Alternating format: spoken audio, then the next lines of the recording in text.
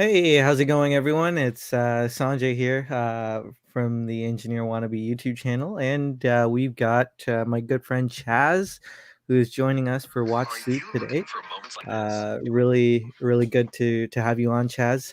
How Thank was you. your Sunday? How was your weekend? Good And what's on weekend. your list? Good weekend. It's been a little bit less hot in the Yeah, Berg. September's usually a really warm month, yeah, but the first couple of days of the month have been, and this morning just felt a little bit of that fall. You know, yeah, it was still in the 80s, but you just felt a little bit of that breeze that made us say fall's coming. So, and I have the Oh man, Planet Ocean. I didn't wear my Planet Ocean. I knew I should have. Oh, well, I debated. I thought about coming with the.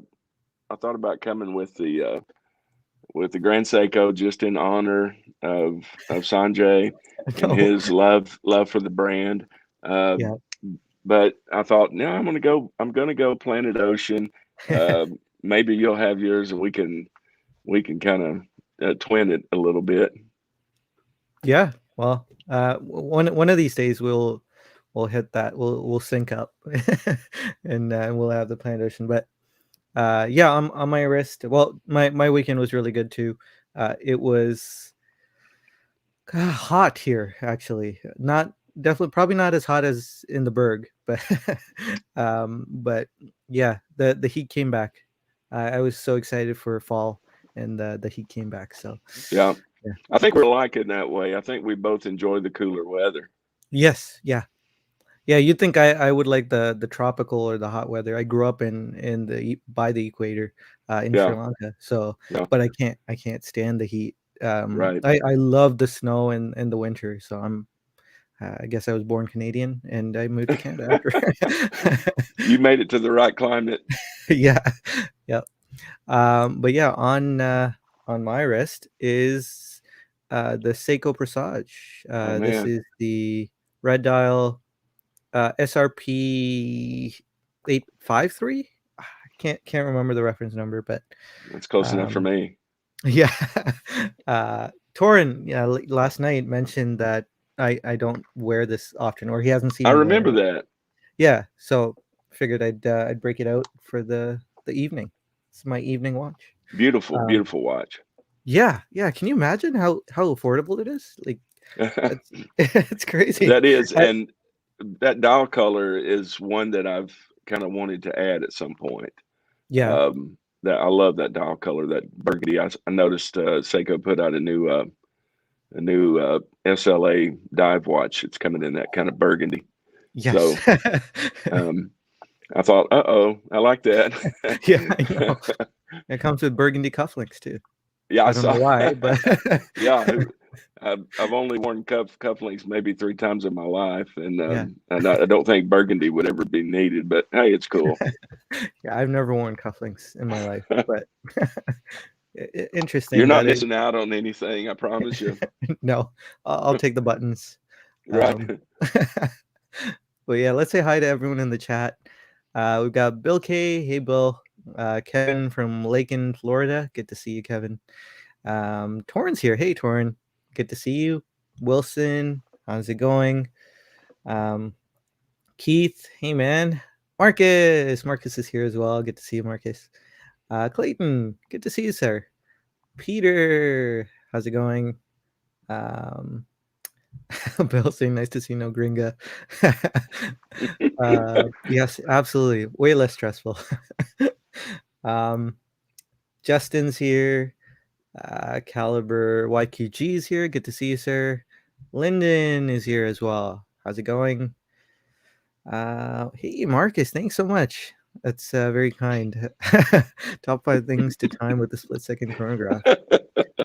It- I don't know if you were there for uh, Rob's stream on Friday. It I kind would. of was yeah, it was a joke about they were somebody had commented that uh, he uses the chronograph to time his intimate times with his spouse. Oh, okay. Yeah, and I said, well, I would only need a split second chronograph. So they thought that. I think Marcus is trying to get at me for that again. So Right. I must have zoned out or missed that one, but yeah, yeah. um, yeah, I guess I did have to leave a bit earlier. My kids started crying, so that might have been it. Um, best Marcus saying best PO. It really is. If I could pull it off, I would wear it, but it is the best Planet Ocean Well, it by a is a mile. big watch. I mean, it's big on my wrist, and my wrist is big. So Yeah, I really love it though. But it is a beast, especially after you're not used to wearing those those bigger watches for a while. So yeah, for sure. And the only Planet Ocean with the loon bezel. So it yeah, is, and that the loom on this thing is phenomenal. yeah, If you like loom, this one is the one you want. for sure. um, Paul's here as well. Good to see you, Paul, and Darren. Darren's here. Let's see, Ken. Hey, Ken, how's it going? Good to see you. We've got Matthew Davis. The chat skipped. Rob always complains about that. It does skip all the time. Yeah, I don't know how you um, guys keep up with it. yeah. Uh, there, Torin is just for you, buddy. Just for you. He Look at that. really does have it, Torin. Yeah, I still have it. uh, let's see. Okay, I'm sorry if I missed you guys. The chat did skip. James Duffy, good to see you. Wearing his tuna tonight, really cool. B Dev, how's it going? Hope you're enjoying your speedy, Bruno. Um, let's see. Justin saying only cuffs I wore had a lock on them. That's a good one. Hey Megan, good to see you. Let's see. Okay. Okay. I think we're good. Great job. We are good. All right. So Rob's segment is the comment segment. So I didn't actually go through the trouble that Rob goes through. Wait, I did do banners. Look at that. Oh, look at Nice. me all Nice. professional. That Here we is. go. So I will share my screen here, and we're gonna go through some of the comments from last week because I thought there were a couple of pretty funny ones. Um, let's see. Sorry, guys. Bear with me here.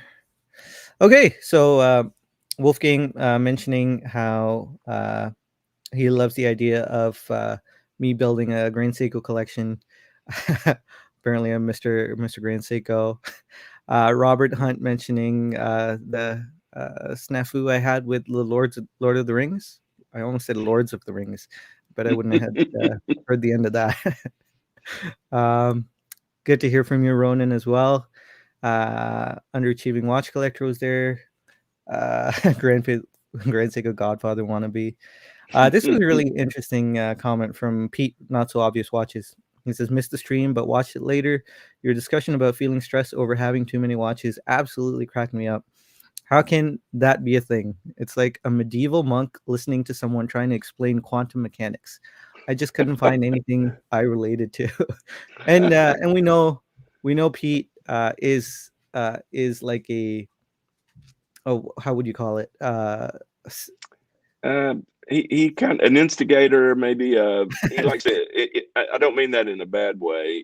Yeah. He likes to poke outside the box a little, and uh, I think if it's off center a little bit, he kind of likes that. A little. Yeah. Um, I was going more along the lines of Pete's kind of like the stereotypical collector, not the stereotypical collector, but like a textbook collector, right? A guy who really collects, like Yeah, just a kind of accumulation. yes, yeah, Yes. and you display all your watches, so Right. very very cool way to collect. It's a very liberating way to collect as well because you kind of give yourself over to collecting. Or like um, the person who's trying to get every decal from every state park, yeah, that kind of collecting. I'm just trying to, get the total number or the whole set or whatever that kind of thing is. Yeah, Yeah, yeah. yeah. Uh, but the interesting found in that comment was the subliminal humility of Pete, because he likened himself to a medieval monk rather than a guy who's teaching him quantum physics. Yeah, So yeah, that's really really interesting. I really appreciated that part of that comment. yeah. And So, I do get where he's coming from. If you're looking at this just as a I collect pocket knives, for example. I do Um, get where he's coming. so those are a different price category than a watch, but I don't mind having a bunch of pocket knives. But Yeah. when I get a certain number of watches, especially at a certain price point, um, I feel like I do start feeling that pressure. Like this is almost too much stuff, and I think it just has to do with, for me, the amount of money you invest in those things. Um, you know, maybe if I were at a very different tier financially, I would see watches like I do see knives now. Maybe. But so maybe it's the price point. I don't know. Yeah. I think well, I think it's kind of like a state of mind. I think because I've heard Pete mention that when he buys a watch, he pictures an imaginary fire that just burns that money, and it's just gone. So he doesn't even associate it with trying to sell it to get something else, because the money's Yeah, gone. So he has to start from scratch uh to purchase something else. yeah, While I'll speak for myself. I consider the watches that I have as potential currency for something that comes next. And I know Clayton right. from the Watchdog podcast has mentioned that too. Um, but yeah, very very interesting. Very interesting mindset. He's Yeah, unique in a he is very. good. I mean that in a very endearing way. Same here, and I think he always makes me think, even if I don't agree with his position, and he doesn't even ask you to. He just puts it out there, which I like about him too. Yeah. He's trying to me, he's trying to instigate discussion. Right. Right. Yeah, That's okay. I see what you yeah, mean. Okay. yeah, Good um, stuff.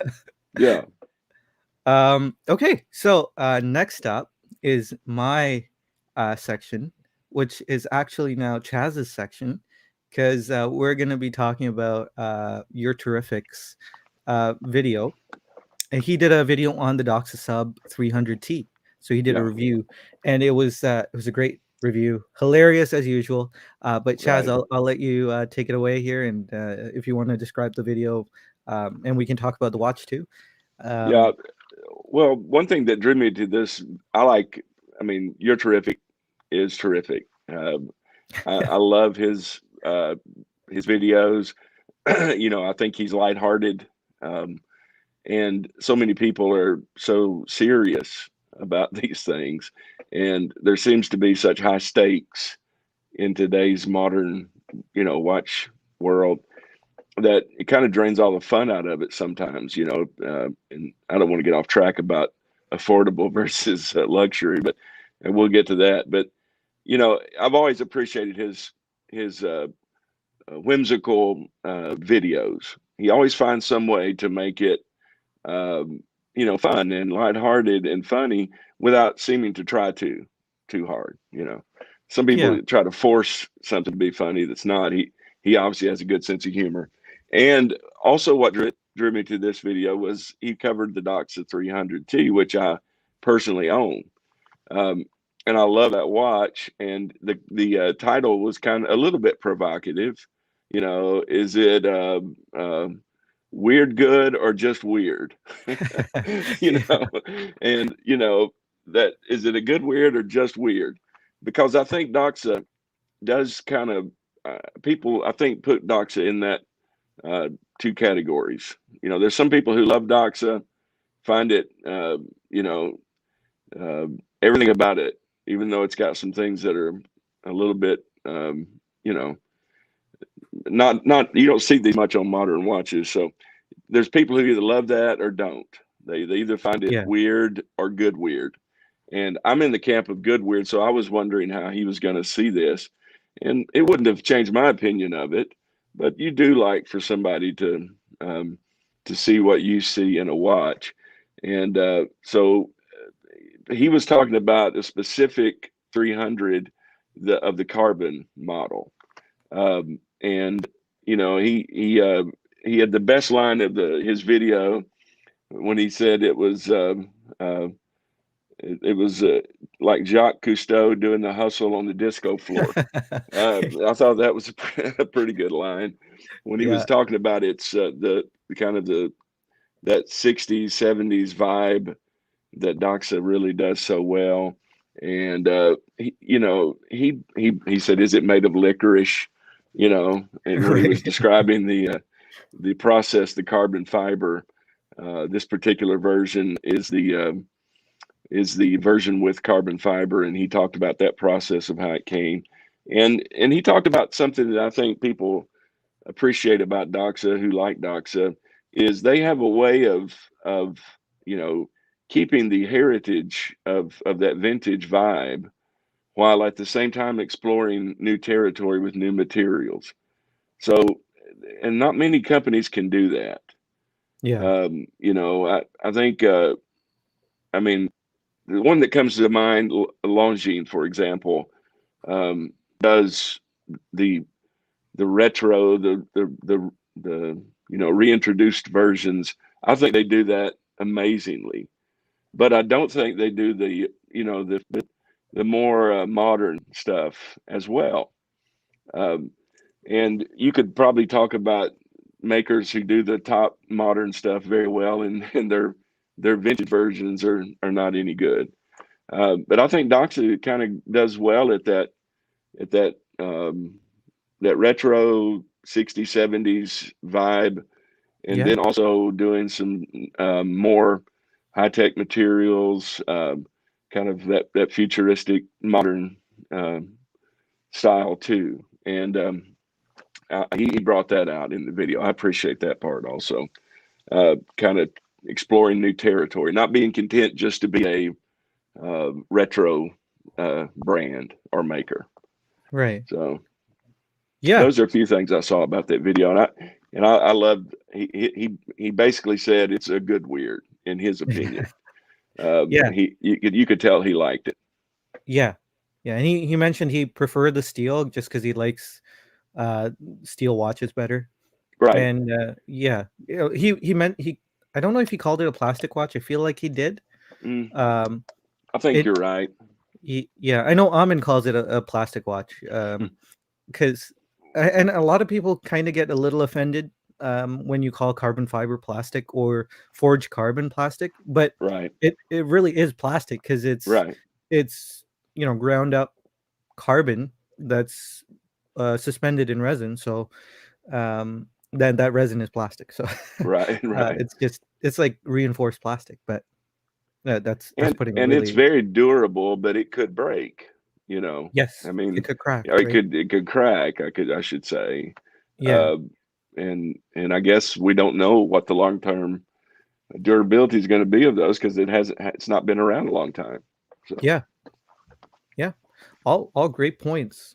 yeah, I I'm like him as well. I like the steel version more, but Yeah, if if money were no object, that carbon is beautiful, especially like Almond has the that blue. color blue on black looks amazing. So Yeah, and it got a honorable mention from Evan from You're Terrific because he said I think he said if he was to get the carbon fiber Doxa, it would be the blue one I or think so. yeah. So yeah, right. I'm gonna pick the right one. Yeah, he did as usual. um, there was one more review I wanted to talk about. I kind of caught it last minute, so I know Chaz, you probably haven't seen this, but the Timeless Watch channel, he did a review on the Electric Blue Omega Seamaster. So it's kind of a vintage model at this point, bordering on vintage. Um, and I wasn't gonna watch it because I've kind of seen a lot about this watch, and I've got my fill. So it kind of came on, and I was a little surprised at that review. So you guys, if you're watching this and you haven't seen that, you should go watch that. It's like a soap opera rather He than actual review. yeah, that guy does amazing editorial stuff there, editing Yeah, and this wasn't like that. This okay. this is kind of he was talking about a breakup that he had, and this Oh, watch he lost this watch in a breakup. So it seems I don't know the story, but it seems he had to up and leave uh, everything and build up from scratch again because he said he was about to take a knife and he was gonna die. So wow. I don't know if he's exaggerating, but it seems like the story checks out because he lost his music equipment, he lost a bunch of watches, he just left them and he left. He ran. And so yeah, guys, if you want to hear that story, I think it's worth a listen. I That's don't know. crazy. It I must don't have know been what bad that to walk off and leave those good watches. yeah, yeah. Basically, the story goes he was trying to get back in touch with his ex to get those watches back and his music equipment back, and he got served basically a kind of a cease and desist. A lawyer got in touch with him, and yeah, it was weird, a weird Yeah. story, a weird review. Good weird or just weird? Just I don't know the the answer to that. Worth a watch. So. Let's say hi to a few more guys. ID guy's here. Hey, ID guy, good to see you. And Pete, he just joined, or he joined a while ago, and turned out he was the topic. Oh yeah. um, yeah, I'm just gonna scroll through here. Uh, Watch Six Toe. It's good to see you, sir. And Dan's here. Hey, Dan. Good to see you. Uh, Wilson, it's plastic, bro. That's good. All right. Okay, so let's move on to the main event. Let me get rid of this comment. Hey, Dib's here as well. Good to see you, sir. Um, let's uh, let's start with maybe the quickest video. So I'll take the lead on this one. Um, Jenni Elle, we'll kind of blow through this video because there's not too much to talk about, but maybe it'll stir up some conversation, especially in the chat, guys in the chat. Let's talk about this. Um, Jenny was talking about losing value. So watches that lose value or gain value, basically, she was grading them in terms of value retention, um, and it was really an interesting video. She gave multiple disclaimers. She said she does not like doing this, and a lot of watch enthusiasts like maybe season watch enthusiasts don't like this either. And we kind of understand because I don't like this. Hmm. Chaz, you mentioned you didn't like this too when we were kind of Right. talking about it. We don't like grading watches, and you can see why because the last tier where you lose a ton of money was some of the coolest watches, right? Right. And but yeah, I guess it's always worth it to talk about. But yeah, she basically let's I'm just gonna go through what she was saying. Uh, she graded watches in 5 tiers, so 5 categories. First one is increasing in value, very high demand. I think she said gaining up to 25%, maybe more. And she mentioned Rolex AP Royal Oak, Patek Nautilus, and Aquanaut, Omega Silver Snoopy. Uh, Moving on, she mentioned the next tier would be the easy to sell tier, which is either losing maybe 10% to gaining 10%, and this is on market value, not retail value. So there was a few caveats. The other caveat was this is based on European market, so not the global market or the U.S. market.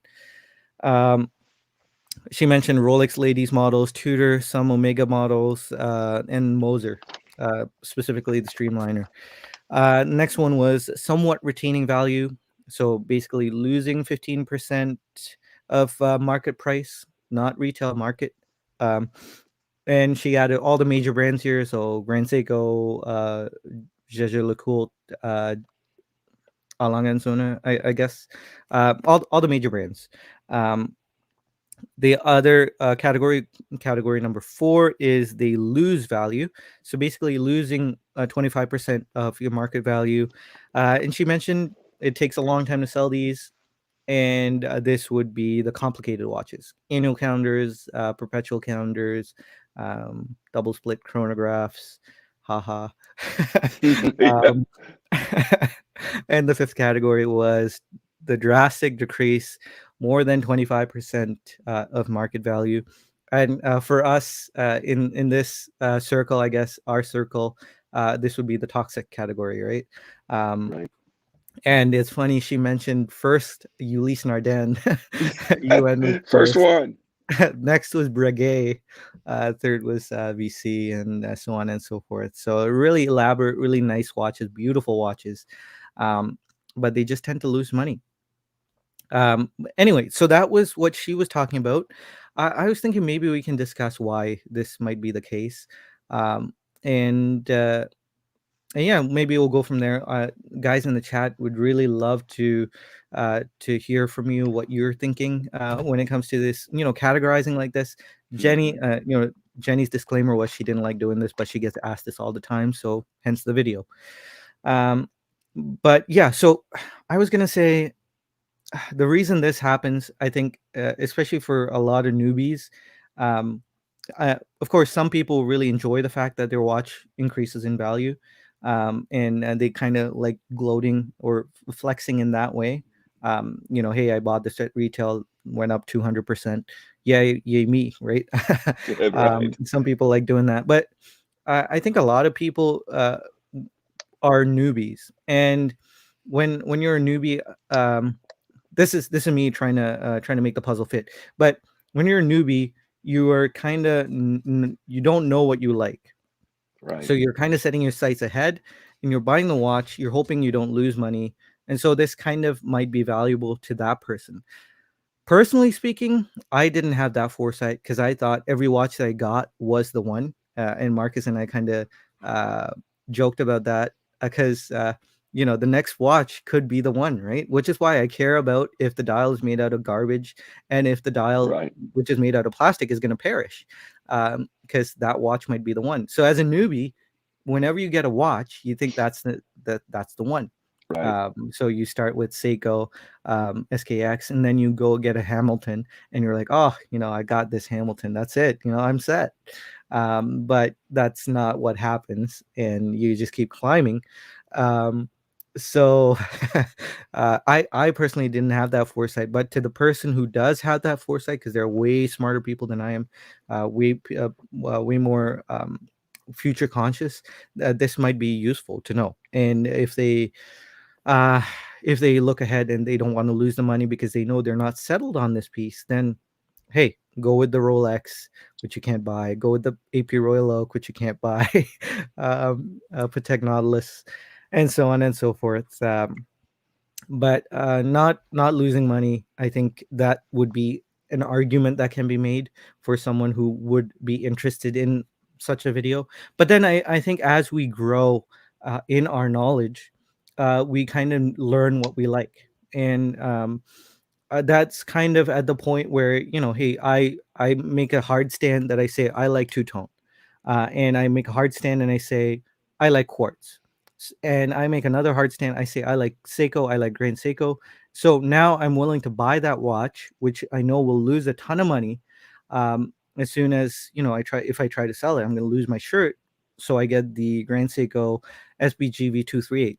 Again, personally speaking, so I know I'm going to keep that watch, or I hope to keep that watch. And so that's the hard stance I make, and I'm willing to lose that money. So that probably would lose 50% market value because it's quartz, it's Seiko, it's Grand Seiko, and it's two tone. Really undesirable stuff in the market, right?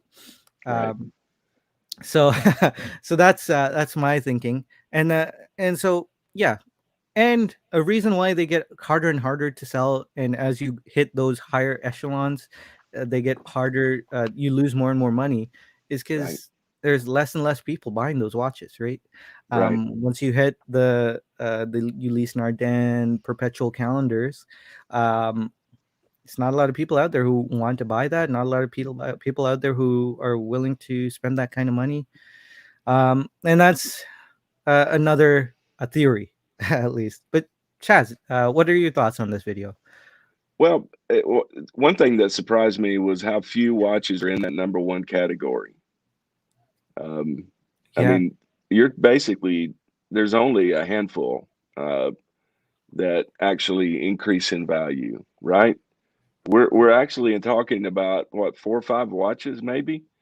yeah, Um, uh, there's not a lot, and you know, if you add together those that retain value and those that increase in value, that list gets bigger. Um, but that still is not a big list. A number of watches. You're still only talking about a handful of watches. Um, and I think the most watches are going to lose some value. That needs to be understood by most people. yeah, But and the amount of people who can buy the watches that don't that increase in value, that's a very small number, really. The people that buy watches, we're talking. What's the percentage? Maybe 1%. Um, there's not many. So, and the problem is, I think that mindset gets into it filters down, and so people who are just getting the hobby are all of a sudden overcome with all this.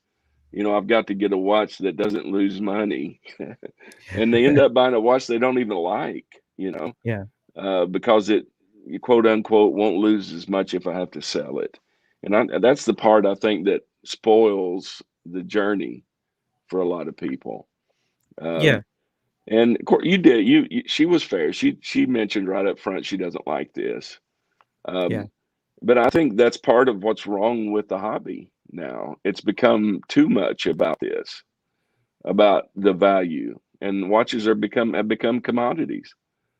yeah, Um, you know, and so that I think guys that get watches that if they don't lose value, if that's the watch they really want, then I think great. But if somebody got that watch just because they either want to flip it and make a profit or just because it won't lose money, I don't think that's a good enough reason to buy a watch.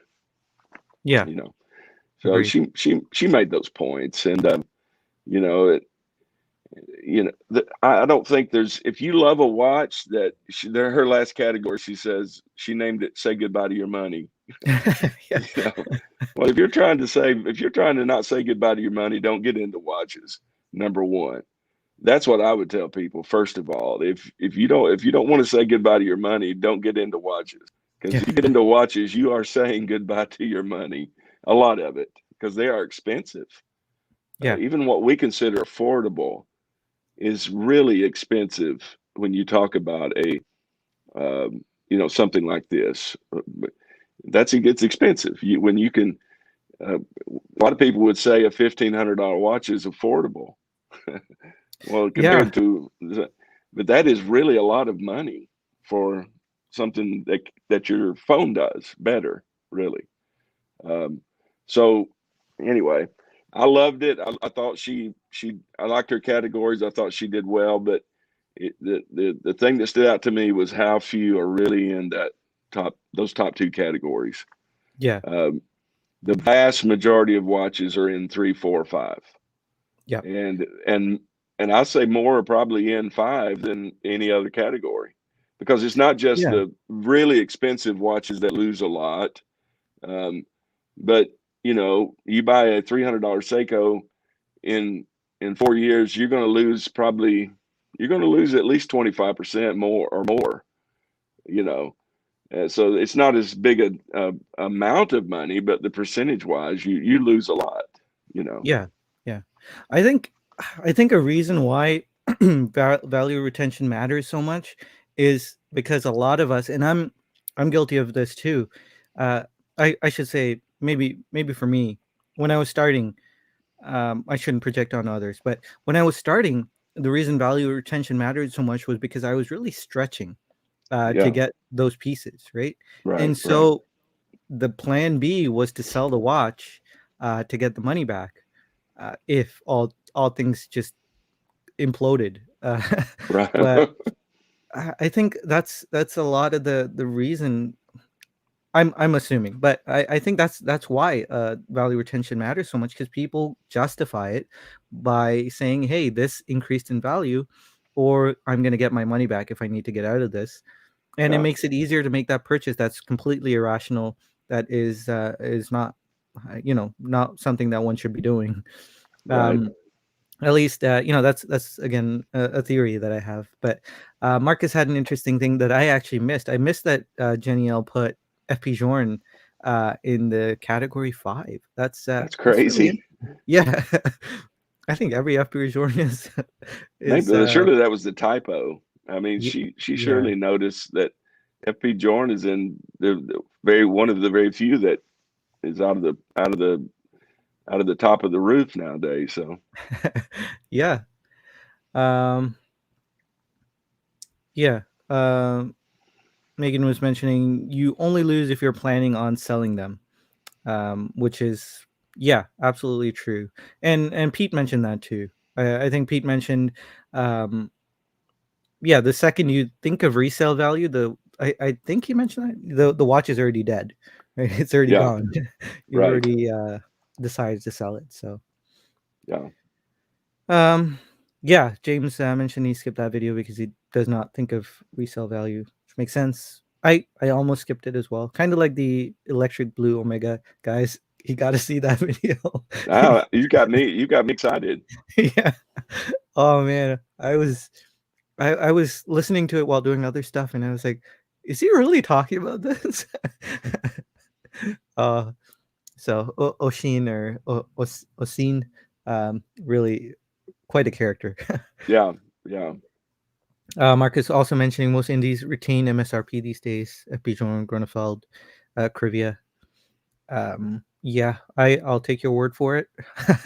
I haven't even looked at that market, so even RGM and Garrick. That's a good point. Wonder if Sartori Biards are Amin's really cool blue titanium watch. That's an interesting one. Um, and it was interesting that she put everything in the retaining value.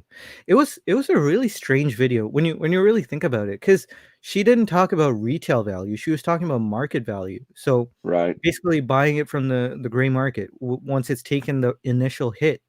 Um, it kind of makes sense, right? Once it takes that hit, it's gonna kind of hold that position. So yeah, it was it was interesting. I think it would have been a more interesting video if she mentioned retail value and like Hublot. Once you buy a Hublot, you lose what, 50%. yeah. But anyway, But uh, who buys Hublot?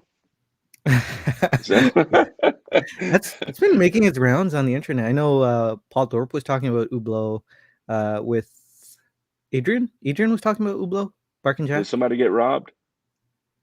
Did it? Paul Thorpe. Paul I Thorpe get used it. used. That's a good one. uh, Clandestine or Jason was saying it's nice to see the value of your watch increase, but I don't take any of that into consideration when I make a purchase. Just buy what I like. Yeah, for sure. And I think once you hit that seasoned collector um, point, that's kind of what you do. You buy smart because you know how to buy smart. You've kind of been through the battles of losing money by buying not smart, and Right. and then you buy to keep because yeah, at least that's what I envision. I feel like I'm getting there. I have one watch that I bought to keep, two watches that I bought to keep. Um, so maybe I'm getting there. Yeah. And I think buying smart is the best way to retain value. If you can if you can save on that front end, it won't hurt as bad. You know, I try to almost never pay retail for it for a watch. Yeah, There's exceptions to that. Like the last watch I committed to buy, I had to buy at retail because there was no other offering. right, Um, but most of the time, I try to get that. I try to take a cut off the depreciation on the front end if I right. can, by either buying secondary or getting a discount. So Yeah, and that helps me just to avoid the big cut, Yeah. rather than having to only aim at 2 or 3 watches that don't lose value. I try to save like you do on the front end. Yeah. Yeah. Marcus, you're really generous. Thanks so much. And he was joking about how finding the one. And yeah, Bobby Legs or Dad would be proud, very proud. Yeah, for anyone who doesn't know, Rob, in passing, one day mentioned that he was old enough to be my dad. So occasionally Right. I'll call him Dad now. So, um, all right, Marcus, thanks for joining us for as long as you did. See you, Have a Marcus. great night. Uh, People don't wait for the watch to gain/retain value; they flip fairly quick. Yeah, Some do. Yeah. yeah, especially if you're finding your legs right in the watch hobby. It makes sense. Dan was asking which two, basically my two Grand Seikos. So SBGV 238, SBGY 003. I'm kind of on eggshells with the SBGY 003 because people keep telling me how much it's gained value, um, and I keep telling them to not tell me. But yeah, oh well. And yeah, so we're gonna move on, guys. We're kind of running out of time. Sorry if I missed any of your comments. I really wanted to to see what you guys thought, but anyway, let's keep going. Let's keep going. The other one kind of nicely ties in to this conversation. I think it was a really enjoyable conversation between TGV and Mark from Long Island Watch. Um, I I really enjoyed listening to this. TGV has a few black clouds over him, I guess. In the watch community, there are some question marks about him, uh, but this image that he's portraying is a really likable one. Um, that maybe this is the guy who he is. Uh, he's uh, he's very accommodating. Maybe it's all a show, but he's very accommodating. He's very kind. He doesn't take offense. There were a couple of things that Mark said that I would have been like, ah, like he called his Rolex his sub. It could have been a knockoff, and I could have. I felt a little cringe Yeah. on him because he took a pause. He paused a little. Maybe I'm reading into it, but um, yeah, he's such a likable guy. That image he's portraying, and I really do hope that is him. Yeah. But anyway, let's talk about the video. Chaz, do you want to kind of take the lead on this one? Yeah, well, I just will say that I know TGV gets hit hard in some of our community, but when I first got into watches, yeah, TGV was a big, I devoured his videos. Yeah, He was, to me, he was the guy who, I was new to it, and every watch he showed was one I thought I had to have. Um, and I think he's really good for guys getting into watches. I really yeah, do. I think he's got a lot of information, a lot of history. You come to see more of, like you say, maybe this is just a persona that he's putting out there. Obviously, he's got some. He sells straps, for example. right. He's connected to a lot of these things as a paid ambassador. And in this video itself, he brought up his this company that he keeps bringing up, and it could be because he likes it, but there was he's showing off this particular product that he has brought up in the past, and Right, he's never mentioned. He said he designed it, and with them, but he's never mentioned in exchange of finances and all right, these things add to those question marks, which it makes me think this right, is a persona, right. which kind of crushes me a little bit because I want to really like him, but Same here, and I feel that. But I'm like you. I think Mark too. I think he's a likable fella. I think he's really good for guys getting into this hobby because he does. He called himself, I think, the king of affordable watches, if I heard him oh yeah, correctly. Um, that he likes to think of himself as the king of affordable watches, while and while wearing a white gold Daytona. yeah, that he called under the radar, by the Yeah, way, because he said nobody knows what it is, which I think it's one of the maybe people wouldn't immediately know it was white gold, but I think most everybody knows what a Rolex Daytona is nowadays. Um, at least anybody that knows anything about watches. So it's got Yeah. to be hard to be. But you know, for him, his Mark kind of forced the issue about affordable and luxury by saying for him it's all about money.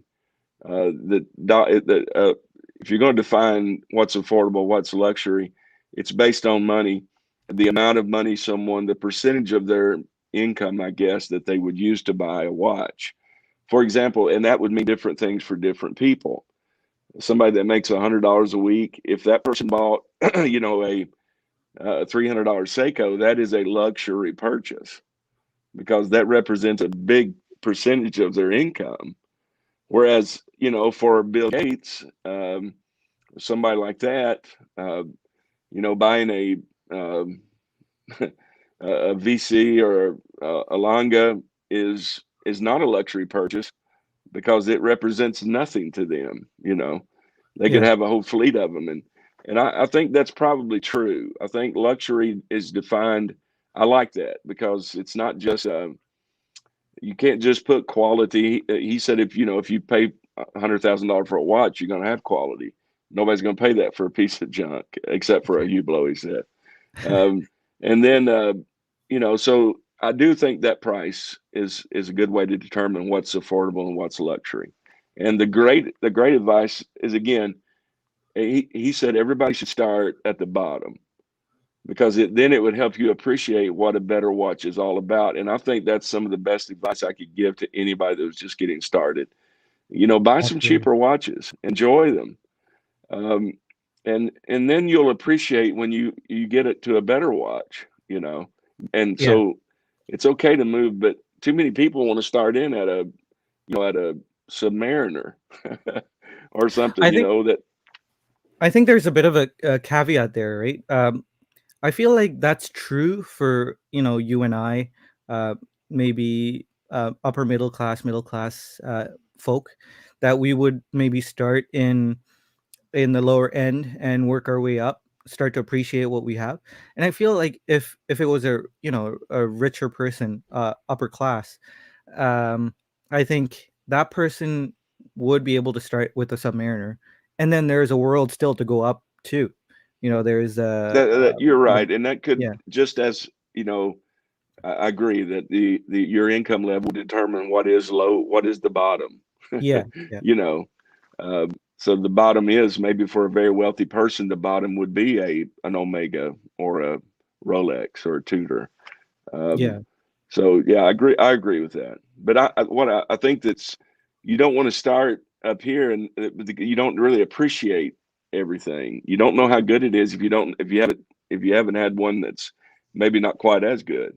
yeah, And you know, and I think that's so important because I see some people who want to come in the hobby with with a $5,000 watch, and and so they, that's where they kind of start. I'm not talking about a super wealthy person, just mhm, somebody's read this and this is the watch to get, and so they want to get that watch, and they don't really know. They don't really know how to compare it to anything. They don't have anything they don't have any other experience. So yeah, and I don't think you really can appreciate it until you've tried something that's not quite as good. yeah, yeah. Um, I kind of wanted to talk about, like, if we were having this conversation, I kind of wanted to ask you, and maybe answer myself as well.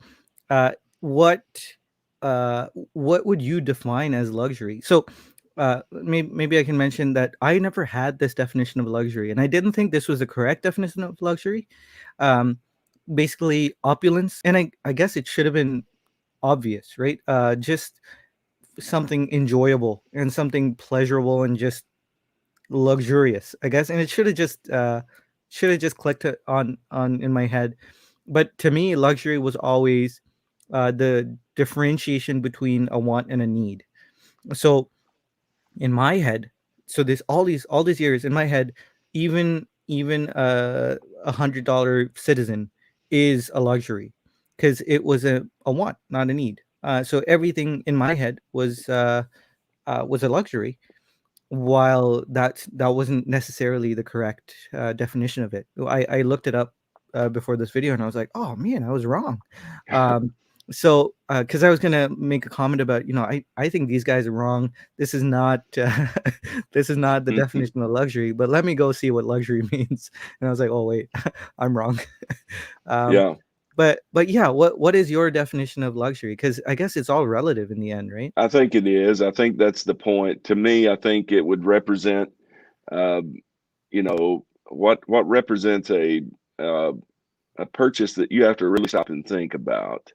You know, this is a purchase you don't do on impulse. If I do it on impulse, that's not a luxury because that represents no real sacrifice. I guess sacrifice might be the good thing for me.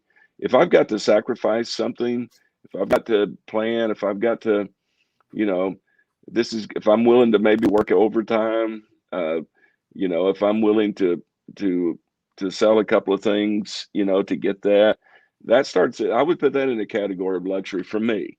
Yeah, You know, if it's an impulse buy, that's probably not luxury to me because you know it's that's what I would. I don't like this term disposable income yeah, because really I don't think that's a wise use of any resource. Um, yeah, in other words, if I had all the money in the world, I don't think I would want to, use $100 bills to light my cigar. To me, that's just a waste. It's not a flex, but um, I think it would represent for me something I have to plan, something I have to sacrifice to get. That becomes a luxury to me. Um, and money is, I think the it's not just a kind of watch, because you might be able to get a kind of watch, a brand, a particular one, and it could be an impulse buy. Um, you know, but if I have to struggle and save and work a little harder, that's a luxury to me. yeah. That's a really good definition. I hadn't thought of it that way, but that makes a lot of sense. Sacrifice, um, that means you're thinking more about what you're spending, and yeah, that makes sense. That's a really good definition. Um, yeah, I guess up until recently, up until this evening, really, I was thinking luxury is everything that I own, even like this affordable Presage. I was gonna say, hey, it's luxury. Well, it could G-Shock be. luxury. Yeah, yeah, It, absolutely. it could be. You know, Yeah, in the but sense that you don't need that. right, Um, you know, right. I get what you're thinking. I get that. Yeah, but now that my bearings have been realigned, I think I think for me, yeah, I would probably settle on your definition of luxury, maybe sacrifice thought about what to purchase. Um, but if I were to pinpoint, kind of like what Mark did for Mark, I think his position of point of luxury was Submariner. I believe that's what he said. I don't think TGV answered that question himself, but uh, for Mark, it was Submariner. When I said Submariner, I remember TGV's wristwatch check with the F91W on the underside. Oh my That goodness. caught me off guard. The what do you I don't call think. it? The Buzz Aldrin. Yeah, yeah. I don't think I've ever seen that before. That was Oh new. my goodness. That well, he doesn't have to. He doesn't. He's a trendsetter, but just nobody Yeah. wants to do the trend. I guess I don't know. I'm sure people are doing that now. Oh my goodness. I Um, hope not. well, yeah, it was interesting. But yeah, so Mark mentioned his point of luxury was Submariner. I think for me, it would probably be Oris. Yeah. Oris, like their not their Caliber 400, but their entry level Oris Aquases would probably be my point of my definition of luxury or luxury point onwards. So yeah, that was interesting. Well, he also mentioned value and luxury, and I guess Pete must be living in my head, but I always think about Pete's videos when we get into like these philosophical things. Um, so finding value in luxury, uh, just to quote Pete, because his thoughts are so interesting. Um, I agree. Value is like the enemy of luxury, right? According to Pete. Um, and maybe I always think about it is because I want to respond on his videos, but usually I'm driving while I'm watching or listening to his videos, and I can't respond back. So maybe it's coming out now. But okay, so value. He says value is the enemy of luxury. Um, and you think of value when you're looking for a toaster or a microwave oven or fridge, but luxury, you find what makes you feel good and you buy that, and you don't think about anything else. um, I hope I'm saying that well, but uh, I kind of disagree because you can find value in everything. Like let's say you are looking for the best finishing, right? Finishing itself is a luxury. There's no Yeah. like hand finishing, right? But Right. where do you get the most hand finishing for the least amount of money? And then you can say, hey, the value pick is Grand Seiko. Right. The entire case is hand finished. Just an example. You can say movement complication, like annual calendar. Where can you get the best annual calendar? I'd say maybe Omega with their Globemaster annual calendar. Um, I may be wrong, but you can find that value, right? Right. And in the end, it kind of breaks it because maybe that's not the watch you want, and you buy it based on value, and you kind of ruin that experience for yourself. But um, he asked, "What is the point of where do you find value in luxury? The best value." Would you have any thoughts on that, Chaz? Like, Yeah. Well, I think part of that is, somebody mentioned in the stream, it may have been Jason, that luxury can also be a state of feeling, how you feel about a particular item, not necessarily how much you pay for it. I think that's part of this, that this feeling you get from it. Um, yeah, and you can find that kind of feeling sometimes in less expensive watches, but it probably tends to be, if you sacrifice for it, you're probably going to have more affection tied to it as well. But I see the point you're talking about there, and I think those are, I agree with what you're saying on it. I think that's a good way to look at it. yeah, Um, and I like the fact that he found, Mark, I think, talked about finding joy in both ends of the spectrum. There's of course he sells, affordables. I don't know if he'd be wearing Islander watches if he wasn't Mark from Long Island Watches. That's what I don't know. But yeah, he he seemed to say he finds joy in less expensive watches, and I do too.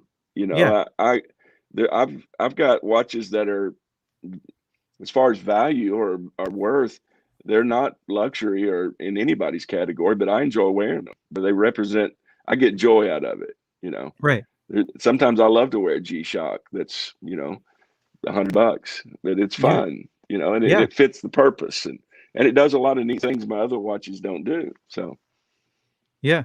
you know, James actually mentioned something super interesting. He said his $1,200 Stova was a luxury because he planned and saved up for it. So the fact that he took the time to kind of set his sights on it and then save up for it and purchase it, uh, it's more of a luxury purchase than his more expensive Omega Seamaster and Longines Big Eye. So that's a really interesting perspective. See, this is why I love the chat. yeah, it's good. It's good thought. I agree with Yeah. that. Wow. Um, yeah, Sam, agreeing. That's a really cool way to put it, James. Um, oh man, chat just jumped. But since we're running out of time, maybe we'll cut that conversation short. I feel like we could talk about this for so long, and I'm having a blast, Chaz. You're great. Well, no, I love it, and I think we had great content to draw from. I think Yes, those are very interesting videos. Well done. yeah, for sure. So let's hit on this video real quick. It's from WatchChris. He was talking about shady business practices from the gray market, and yeah, I feel like we've chatted about this a few times. The basic premise was um, conflict of interest. Um, and Chaz, maybe I'll let you take the lead on this one as well. Well, this may be the one that of all the videos we talked about, maybe touched the most nerve in some of the community. Um, Yeah. you know, he was talking about the different uh, content creators on YouTube who had become also gray market dealers. Right. And he talked about kind of the shady business of the gray market, about Watchbox, how they became, how um, they bought other companies. They now own um, a watch brand since they got Debutune. Didn't Watchbox buy that brand? I And think a majority stake in that brand. So yeah, not bought and out, but yeah. yeah, a lot of it. And Yeah. so, you know, the and how they bought Govberg and What You Want, and so now they've got this big conglomeration. They now own a. So every time Tim Masso, who's great, does a video, he's also selling you something, um, Mhm. and we know that, but he doesn't. Chris said when he does it, if he's got a $50 strap somebody gave to him, he puts that on his video, Yeah. you know. And these guys are talking about sometimes thousands and thousands and thousands of dollars, and they don't put that on their video, you know. Yeah. They don't say this is a sponsored video, even though every video really is. Mhm. Like Hodinkee buying Crown and Caliber. They're no longer a watch reviewer. They're no longer a watch media. Uh, they are a gray market dealer. Yeah. Um, so those lines, but it even goes further than that in this age in which we find ourselves, when so many people are. I had a friend who he's not in our particular circle, but he's a friend of mine who's into watches, and I noticed he kept sending me a picture of a. I saw this watch at the AD today, and are you interested in buying it? And I said, no, but it's pretty, And I didn't think anything of it. He's doing that 3 or 4 times, and I finally stopped. And these were all Tudor or really high dollar watches, Yeah. and I finally said, "Why do you keep sending me these?" Because he's at the dealer showing me pictures of these watches, and he finally said, "Well, if if I get this guy some business, it increases my standing on the chances of getting a Rolex." Oh man. So, Oh. here he was trying to manipulate me, and rather than come out and say, "Hey," to me that was a little shady. Yeah. Just come out and say it. Don't just send me this picture saying that I just thought of you. He didn't. He's trying to sell the watch so that he increases his own standing for his Right. purchase. And I think that's the kind of stuff that gets the water gets muddy here. What are Mhm. our motives in doing things? And that's people's motives. They've got to be transparent about those things. If Yeah. you're representing a micro brand, go ahead and tell people that's who you are. Don't act like you're there as a watch enthusiast if you're really trying to promote something, Mhm. And so I think it's not just these big conglomerates, it gets down into our smaller circles. Am I doing this because you're my buddy, you're my friend, I want to show you a watch, or am I trying to market you? You know, Yeah. am I trying to steer you some way that benefits me? You know, Right. And um, it's funny how we've kind of weaved this intricate thread through all these videos because they match. They seem to go really well together because it does, doesn't that's it?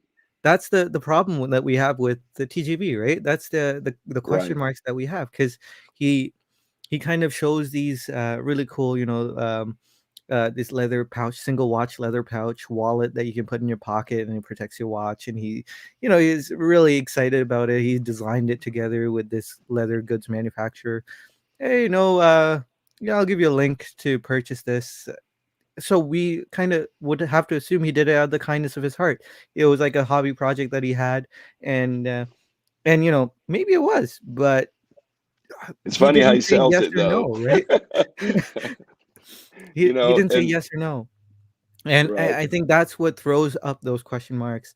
and Right. because he doesn't say, "Hey, this was sponsored. If I get a kickback if you buy this," Right. um, and that's kind of the problem. And the same thing with Hodinky. Um, they have massive conflict of interest when they are talking about a watch that they sell. Right. Now I think they seem to have like these articles that say in the shop or something like that. So in the Hodinky shop, so there's a link and they kind of talk about the watch, so they're kind of trying to circumvent the whole conflict of interest thing, because they say it's basically an advertisement, but really, it really isn't, or No. it's not enough. It's not enough of Right. a delineation. And then So here's somebody like Chris who's trying to have integrity, right, and I appreciate that about him. He puts those things up there even when he probably doesn't have to, but he's trying to be upfront about it, and that's what people need to do. Be upfront about it. If Just be who you are. Don't pretend to be somebody else, with false motives. You know, yeah, just represent who you are, put it out front, and then I respect that. I may not agree with it, but I respect that. yeah, yeah, When somebody is deceptive, then that makes you question every other motive that they right, have. So, you know, yeah, and yeah, we know enough. We see that, but there's so many guys just looking at. I didn't know when I first started in this stuff. I had yeah, no idea that TGV wasn't thrilled about that strap. He actually was pushing me to buy it. yeah, I thought he was just thrilled with it. yeah. I thought it really was the best strap ever made, and it was used by the British in the First World War or something. Um, I Was didn't that the realize all that stuff was mixed up. He's actually selling them. right?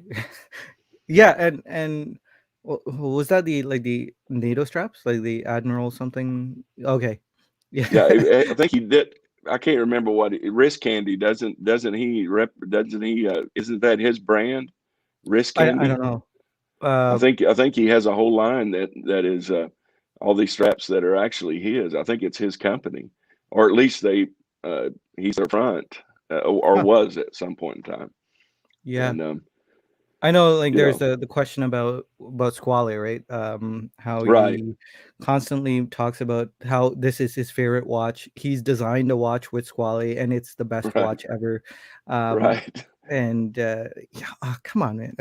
Like, Well, it's even right, funny when he and talked about the tears on that video. He mentioned Squale, and the tears he mentioned were the brands he fronts. right, Which we that's a wouldn't good have point. chosen those tears, but to him, that was the tier. Yeah, Just so happened to be the watches that I get paid to do.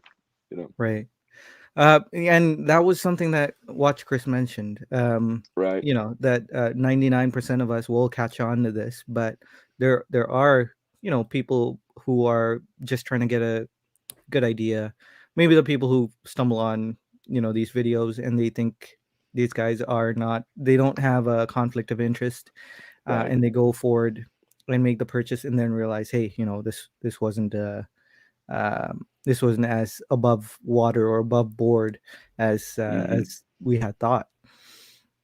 So yeah, it's it's it sucks. Yeah, but It it's really, interesting stuff, and I appreciate Chris putting that out there. yeah, Because that's not going to be a video that gets him tons of views or anything like that.